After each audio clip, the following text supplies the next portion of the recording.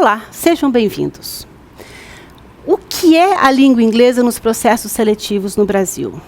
Hoje, a primeira aula de uma série que faremos nesse tema, nós vamos refletir sobre o que você precisa desenvolver para que você se saia bem nos processos seletivos no Brasil.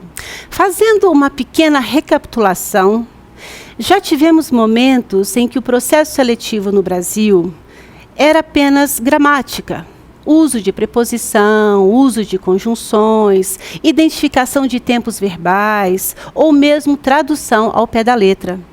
Isso tem mudado muito nos últimos anos. Diríamos assim, desde o ano de 2009, tem aparecido muitas questões em português, têm sido feitas muitas aproximações entre a língua inglesa e a língua portuguesa. Com o Enem, o ano passado, em 2010, uma nova perspectiva, assim, se colocou nos processos seletivos de língua estrangeira no Brasil.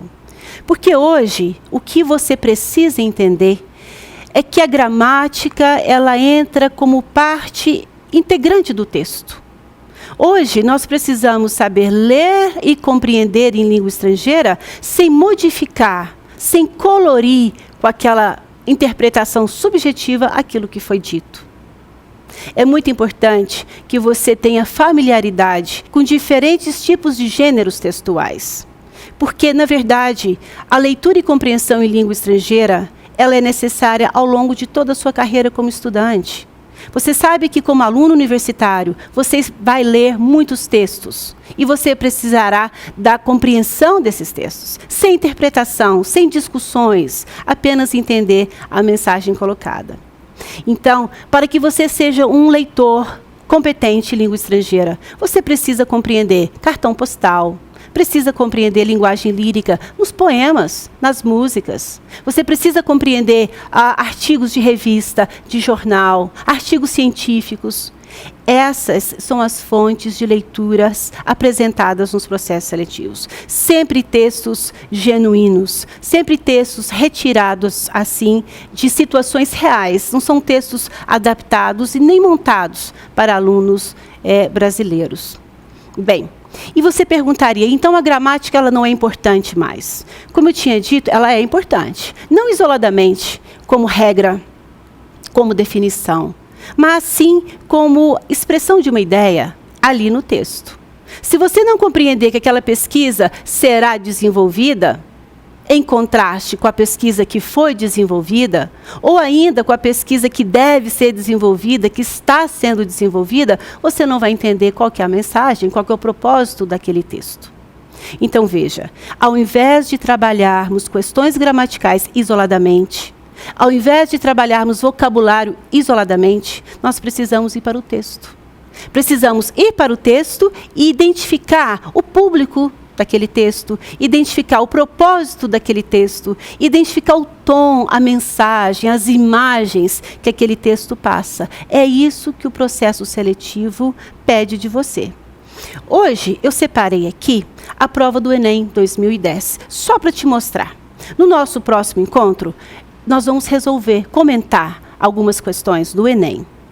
E se você perguntar quais outros processos seletivos no Brasil, além do Enem, trazem questões em português? Olha, eu vou mencionar para você a Unesp, que trazia questões exclusivamente em inglês, ela traz em português agora. A USP traz questões abertas, 2 questões abertas em português.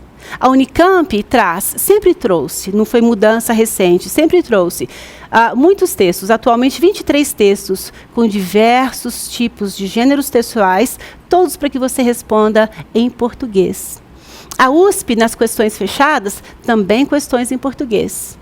A Unicamp, a UFTM traz questões em português e em inglês também. Até mesmo a UFRJ traz questões abertas em português. A UFO traz 2 questões abertas em inglês e 2 em português. Então, veja, hoje o foco é na leitura e compreensão de texto. Mas veja, não é a leitura e compreensão de texto que você se habituou a desenvolver ao longo da sua carreira como estudante em língua portuguesa. Porque língua portuguesa é a nossa língua mãe. Então você critica, você expande, você resume, você sintetiza, você modifica, porque você trabalha junto com o escritor, já que você é nativo dessa língua. O objetivo da leitura e compreensão de texto em língua estrangeira não é esse. É apenas identificar o seu nível de compreensão do que foi dito. Então, se a frase é assim, vamos dar um exemplo simples para você compreender. Se a frase é assim: The beautiful girl arrived late for school. Né? Em português seria: a garota bonita chegou para a escola atrasada. Isso aí. Se houvesse uma pergunta: o que informa sobre a garota? Ela é bonita? Então quer dizer que você não compreendeu o restante, que ela chegou na escola e que ela chegou atrasada. Se você não informou, é porque você não compreendeu. Então, se fosse uma questão que valesse 3 pontos, por exemplo, você não se qualificaria para os 3 pontos. E sim, parte, porque você só identificou parte da resposta. Veja, é uma coisa simples que muitas vezes a gente deixa para lá, porque acho que não é importante mencionar.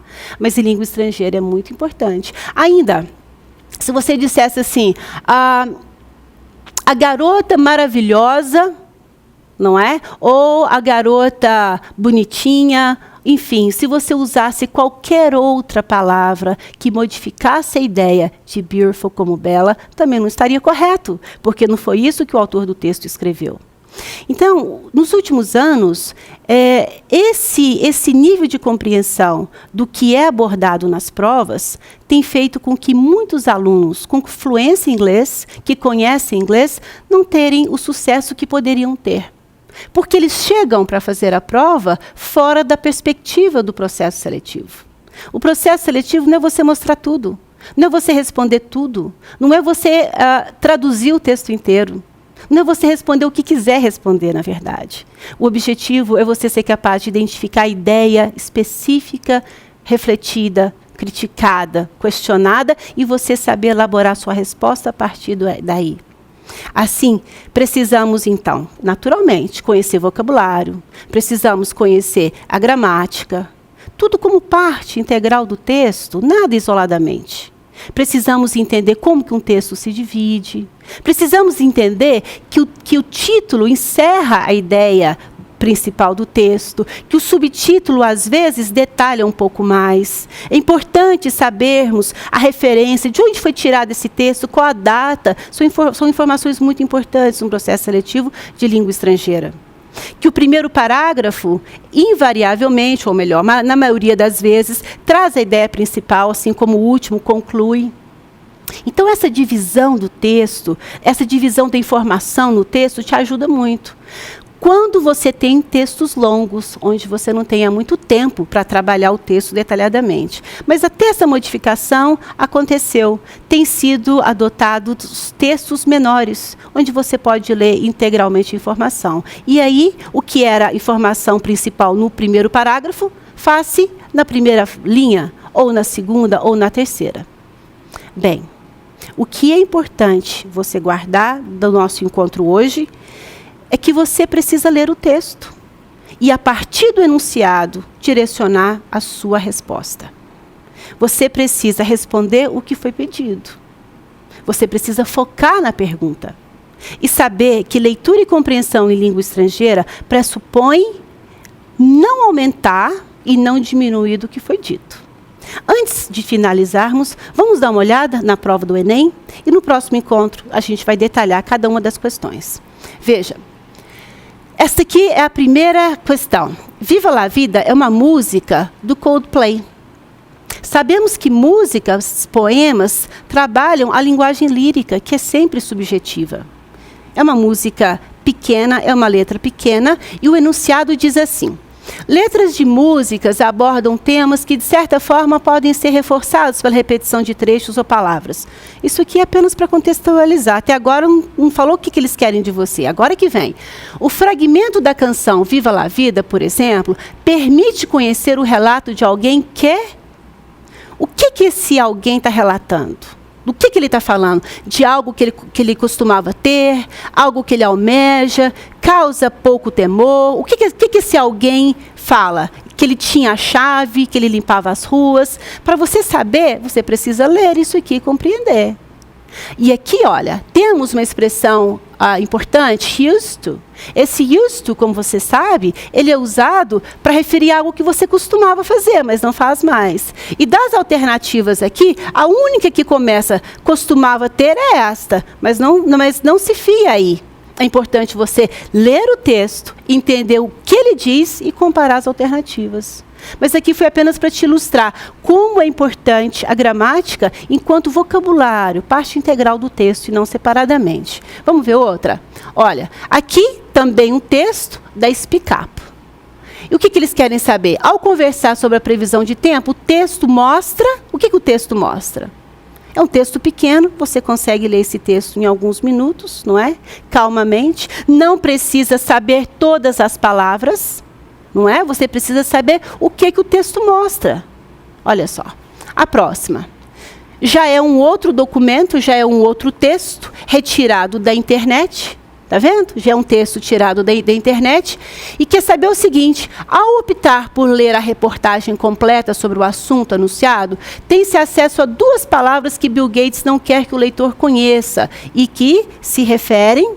O que essas 2 palavras se referem? Então, você precisa ler o texto, saber quais são essas 2 palavras para identificar a que se referem. Então, veja, não estão te perguntando o que é upgrade, não estão te perguntando o que é numbered. É importante você saber essas palavras contextualmente, mas o que eles querem saber é outra coisa.